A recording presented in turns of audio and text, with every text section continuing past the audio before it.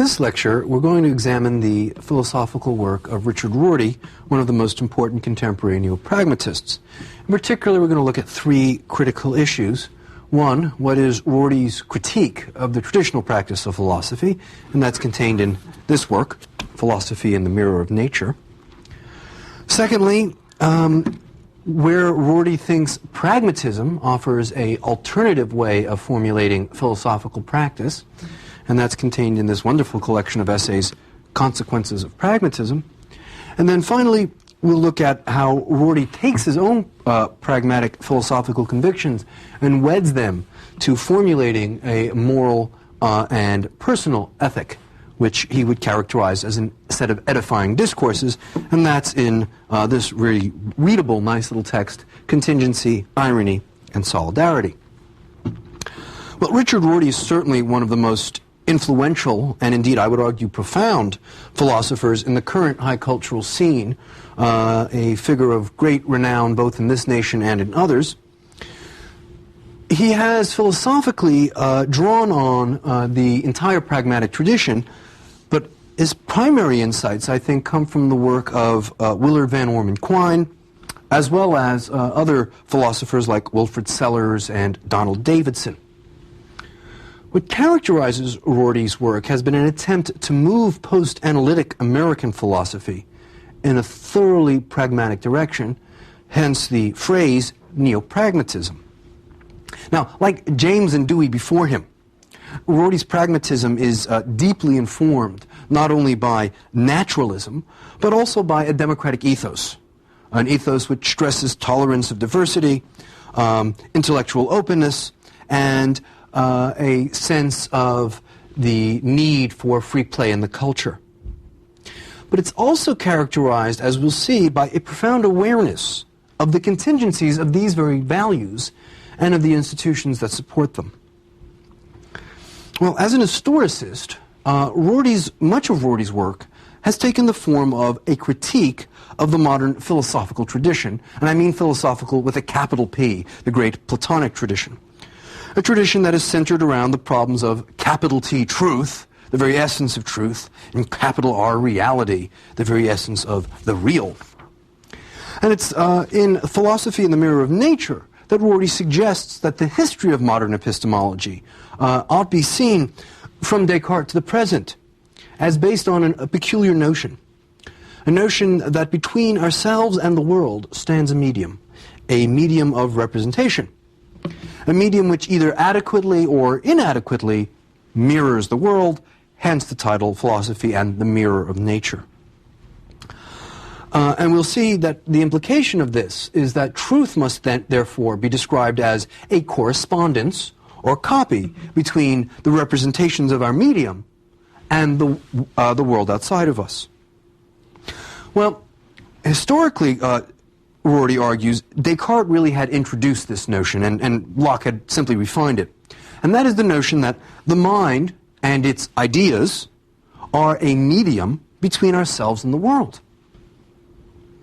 You remember that our ideas are, for Descartes, characterized by their clarity and distinction, if they're true, for Locke on their empirical sensual basis, if true. But in every case, these ideas and the mind that contains them represents a representational scheme, by which I mean the following. That our ideas are, as it were, images or copies of external realities that show up in the mirror being our mind. We, as it were, are a homunculus that examines our ideas in our mind's eye. So the mind as an idea gives a unique task to the philosopher. The philosopher has to examine the representations in the mind and to distinguish the good or accurate or true ones from the false. So they must come up with criteria, I should say, for demarcating what are the features of accurate representations from those that are inaccurate. And as I mentioned, for Descartes, this took the form of distinguishing clear and distinct ideas from those which lack clarity and distinction, while the empiricists instead argued that if you could show an idea arose from sense experience, you had grounds to believe it was an accurate representation, and if you couldn't reduce it to sense datum, then it probably was inaccurate. Well, both traditions share a fundamental problem, and that is in positing a, quote, veil of ideas between ourselves and the world, they both open the door to skepticism, precisely because it became impossible to actually prove that one's ideas corresponded to the world and to the way the world really is in and of itself. And this, of course, was the great breakthrough that Kant achieved. But we might think of the philosopher, the non-skeptical philosopher, as a sort of janitor of the mind who inspects our mirror and sort of polishes it up. And that polishing might be characterized as philosophic analysis, allowing us to highlight what is the true and what is the real. Well, Kant attempted to solve this problem, and particularly the problem of skepticism, with his famed Copernican revolution and the introduction of conceptual schemes. The notion that, in fact, the ideas in our mind don't reflect or mirror the world because much of their content comes from within the sort of hardwiring of the brain itself. But in so doing, Kant made epistemology, the study of knowledge, the critical and first philosophy. Precisely because epistemology, which examined those categories of mind, was able to mark the range of all possible knowledge within our mind-imposed a priori conceptual schemes. Thus, epistemology became, instead of metaphysics, the architectonic discipline or first philosophy that metaphysics had been in the ancient world. Well, Hegel undermined this project after Kant by showing the historicity, or what I would argue is the contingency or malleability of conceptual schemes, that they are not in fact hardwired into our brains, but they vary with cultures, they vary with time and space. Now, philosophers in this century have responded to this challenge, the undermining of the fixity of conceptual schemes, by moving conceptual schemes out of our minds and putting them into something they think is more fixed, in that case being language, hence the emergence of the modern philosophy of language. So Rorty argues that modern linguistic analysis is, again, like Kant, an epistemological first philosophy. And in many ways, it has simply replicated the project that Descartes had introduced. Instead of the mind and its ideas being the mediating relation between ourselves and the world, now that role has been replaced by language and its meanings. So language and its meanings are now the medium of representation, separating ourselves from the natural world. And linguistic expressions, therefore, will be true, just as ideas were before, when they accurately correspond, represent, copy, mirror, or picture reality. Well, Rorty claims that what underlies all of these philosophical projects, and what unites them with, in fact, their Platonic forerunners, is the desire to constitute philosophy as a sort of metacultural criticism, the result of what he calls a God's eye view. That when one understands the true nature of representation, one sees things as they really are, which is the way, in fact, God would see things, sees directly through appearances. But this also means that since only the philosopher is equipped to discover the criterion of truth of representation, that the philosopher is, in a certain sense, a sort of high cultural referee, a sort of high cultural mediator. So the goal for the philosopher is to stand above all of the other high cultural disciplines and sort of legislate what's meaningful and what's not meaningful, what's legitimate and what's illegitimate. So in that way, the modern philosopher, particularly the modern epistemologically centered philosopher, is very much like Plato's philosopher king was. He judges the moves of all of the players in the culture and decides on the basis of his epistemological criteria, which are always established as a first philosophy prior to all empirical study, right? They're analytical truths, which moves within the culture are acceptable and which violate those rules, which are based on pure logic and reason. In the modern epoch, this means that the architectonic cultural role held by religion in the medieval period is now replaced which the Enlightenment had attempted to replace with science, is now, at least since the work of Kant and the epistemological turn, held by philosophy. That philosophy is meant to have the sort of cultural prestige and power over the rest of the culture that once religion and science had held, at least in its own self-description. Rorty's argument is that such a development is similar to what Nietzsche called the shadow of God. God is dead, but his shadow lingers on. That we haven't really achieved a truly secular culture. Because a truly secular culture should have no architectonic discipline. There should not be one true and ultimate source of truth which governs all of the others. Instead, there should be free play, debate, and exchange between various disciplines, fields, and approaches. Well, in finding a philosophic site for such a vision, Rorty argues that the real place we have to look is in the pragmatic tradition, and that argument is really contained in the wonderful set of essays known as Consequences of Pragmatism. Because it's there that Rorty argues that pragmatism is really the ultimate opponent of capital P philosophy in both its metaphysical and its positivistic, analytical, and epistemological forms. And his argument is actually quite straightforward. Traditional philosophy has spent about 2,000 years trying to come up with a theory of truth that's not trivial. So far, it's failed. Right? We haven't come up with a theory of truth that philosophers will universally accept that isn't, in fact, trivial, like the true is what is, in fact, corresponding to the world, or the true is what is the correct. Rorty's argument, then, a very pragmatic one, is we can't prove after 2,000 years that because we failed so far that we'll never succeed. But at some point you have to give up trying.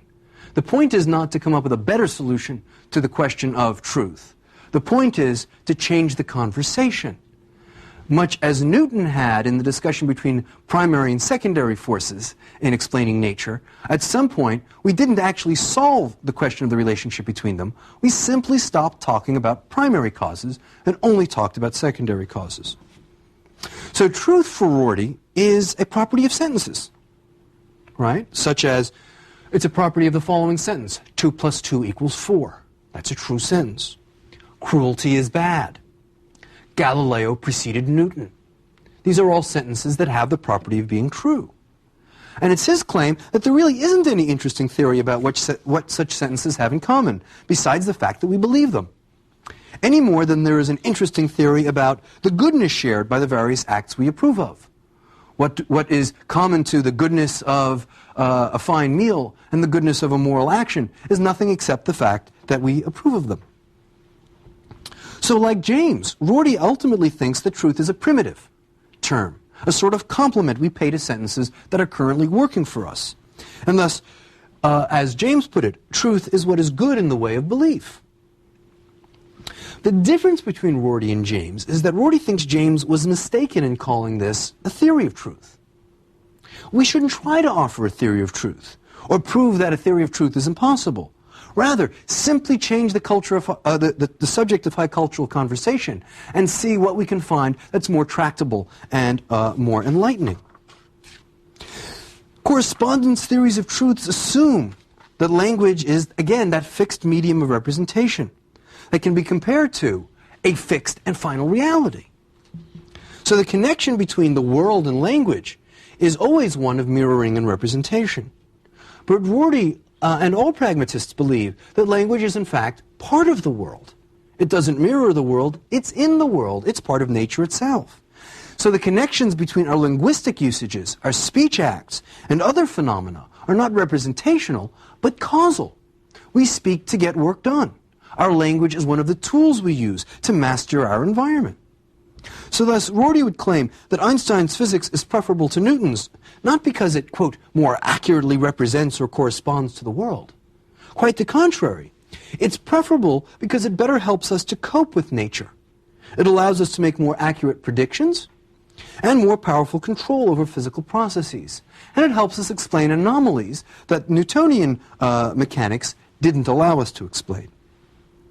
And that same sort of instrumentalism, or pragmatic orientation towards, quote, truth in culture is true not only of the sciences, but also of the arts and humanities.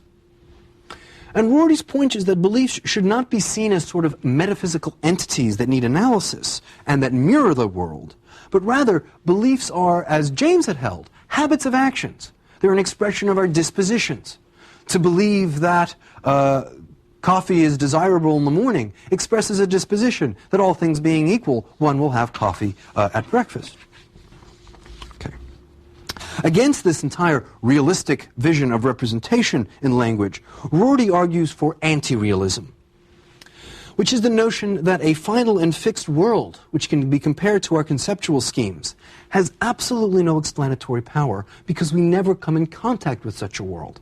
The world that we experience is always a world under some conceptual scheme. So the notion of a fixed and final world to be compared to our conceptual schemes is, as he puts it, a world well lost. Okay. Well, Rorty then has wants to argue that pragmatic philosophy offers a different trajectory, a different way of practicing this discipline. Rather than try to offer epistemological foundations for our beliefs, little p philosophy, pragmatic philosophy, should instead try to show how our various descriptions of things, how our actions, how our institutions hang together. What unifies them? How do they coalesce in the broadest sense of that term? Not in terms of a philosophical, scientific reduction like Marx offered, but rather in terms of a descriptive scheme. Whereas capital P philosophy conceives of high cultural inquiry as converging at the truth and getting to the truth, little p philosophy prefers to see such a discourse as conversation. And there's a profound difference in that orientation. If you see high cultural inquiry as converging on the truth, then it really is based on the old medieval notion of university debate, right? That high cultural discourse is essentially a debate, one side wins ultimately. But if you take that little p sense of conversation, then you say you don't ever expect to reach final solutions, that the conversation is its own end, that we carry on philosophical discourse for its own sake. Such a post-philosophical or foundational little p philosophy would eschew systematic theory.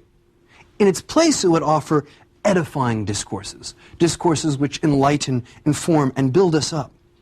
Examples of those, for Rorty at least, are Hegelian historicism, which allows us to understand the different ways in which different epochs understood themselves. Nietzschean self-creation. That as well would be an edifying discourse, one that helps us understand how we might create ourselves in an aesthetic and authentic way. And of course, Heideggerian talk of the historically contingent nature of language itself. Again, another edifying discourse that, rather than being systematic, is enlightening. It's really in contingency and irony and solidarity that Rorty tries to show how his own edifying pragmatic discourses, quote, hang together with the contemporary democratic projects of the West, something Rorty calls postmodern bourgeois liberalism. And it's important to keep in mind a couple things here in Rorty's own edifying discourses. One is that, like most pragmatists, Rorty is very much a democratic humanist. And very much concerned to see philosophy not as as justifying democracy, but as its handmaid, as the handmaid of an open society, an open culture, open conversation, and open social institutions. So don't be shocked that Rorty does not try to ground democracy. Unlike John Rawls, he doesn't try to give democracy or social democracy philosophical foundations. Precisely because he doesn't think that they need philosophical foundations, that such institutions are always justified pragmatically. We embrace democracy because, having lived in it, we can't imagine living anywhere else. We embrace openness because, having seen what closed societies look like, we can't imagine wanting to live anywhere else. Instead, what Rorty does is try to offer us a view which he thinks coheres with our democratic practices, and therefore offers a sort of support for it It's a handmaid to democracy, but it's not actually justifying democracy, because that places philosophy before democracy. And this is a critical point for Rorty. If we have to choose between the philosophic tradition and living in a democratic and open society, he has no question we'll take the democratic and open society. That always has priority over speculation. Okay. Well, Rorty argues that post-Hegelian inquiry has shown us the contingency of our language, beliefs, and institutions, and that's obviously the first word in that title. What Hegel showed us was that there is no necessity to our beliefs except the development of history itself, that our institutions might have been otherwise if things had worked out otherwise, and that they may indeed at some point in the future change dramatically. This has allowed us to see how we might redescribe ourselves and institutions in different ways based on differing historical and cultural perspectives. It's also shown us that there is no capital R reality, truth, or goodness to which we must subject ourselves. That truth, reality, and goodness are themselves historical projects that have emerged over time. And that as such, we are in fact humanistically at the center of these concepts, that we create them in time and space.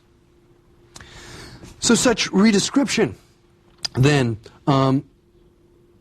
Rorty argues is best done through what he calls non-normal discourses. And here is an obvious allusion to the work of Thomas Kuhn. As you remember, Thomas Kuhn, I should say, had argued that there are two sorts of science. There's normal science, which is lab work and its traditional filling out of traditional research projects. And then there's revolutionary science, which fundamentally transforms paradigms and creates new ways of thinking and interpreting the world. Well, it's such revolutionary discourses that Rorty believes allows the sort of redescriptions of our realities and institutions and practices and beliefs, which he thinks comes out of the Hegelian tradition. And he believes that this sort of non-normal discourse is in fact best exemplified not in rational theories, but in metaphors and in images. And it's really done not by theorists, but by strong poets and utopians. And indeed, he would argue that scientific revolutionaries, scientific innovators of paradigms are, as it were, strong poets, just as utopian visionaries, those who can imagine a different world, one completely antithetical to the one they live in, are also strong poets. And I say this because the vision of strong poetry actually comes from the literary critic Harold Bloom. And this is, again, part of the eclecticism and hanging together that Rorty wants to show as he draws his vocabulary from philosophy of science, from literary criticism, from traditional philosophy, anthropology, etc. So, in Rorty's utopian postmodern bourgeois liberal society, its hero is that strong poet. That person who can liberate himself from the cultural traditions he has inherited or she has inherited and has the vision to imagine a new way of describing the world. Well, that's contingency. The next element of our trinity is irony. Ironists are people who realize the contingency of what Rorty calls final vocabularies. What are final vocabularies? Rorty describes it this way. On your deathbed, you may try to utter a few words which characterize your sense of who you are, of what your identity is. Those words might refer to your religious tradition, your nation, your family, your culture, your deepest beliefs, your deepest pleasures. Those are your final vocabularies because those are the terms with which you would describe yourself as an individual. We might, in fact, compare this to McIntyre's idea of a horizon we need to give meaning to our lives. That horizon would constitute a sort of final vocabulary. Well, ironists understand two things about these final vocabularies. One, that they are contingent. That final vocabularies depend largely on the culture one comes from, the family one was born in, the circumstances that history has placed one in. And they also have doubts about them. They're not sure that these final vocabularies really express who they are and who they want to be. And they realize that their present understandings and vocabularies can't resolve these doubts. They can't underwrite these doubts. And they don't think that their vocabulary corresponds to reality or taps into an extra-human or metaphysical power. So ultimately, these people are characterized by one burning fear, ironists, that their final vocabularies might not be their own, that they might in fact have been imposed on them by their culture, nature, society. Culture, nation, and society. In other words, their greatest fear is that they are inauthentic cookie-cutter cutouts of their cultures. And that's why they must be ironic in constantly endeavoring self-creation. So such irony would be typical of the democratic intellectual. And the purpose of such irony would be to facilitate private and individual self-creation, the deployment of our own unique final vocabularies, ones of which we'll never be entirely certain and happy, but which nonetheless represent a quest for personal authenticity, personal self-creation, a quest for personal individuality. Well, liberals, for Rorty, are people who think cruelty is the worst thing we can do. Like Hume and other pragmatists, and in this way Hume's not a pragmatist, but I think on this question he's really a precursor to them, Rorty believes that moral education is never achieved through the reading of philosophy.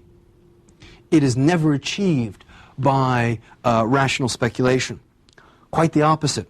Moral education is achieved through sensitizing us to the suffering of others. Because then our liberal instincts allow us to see those others as, in fact, potentially ourselves. And again, as in the case of Hume, we achieve this sensitizing, not through philosophy, but through literature.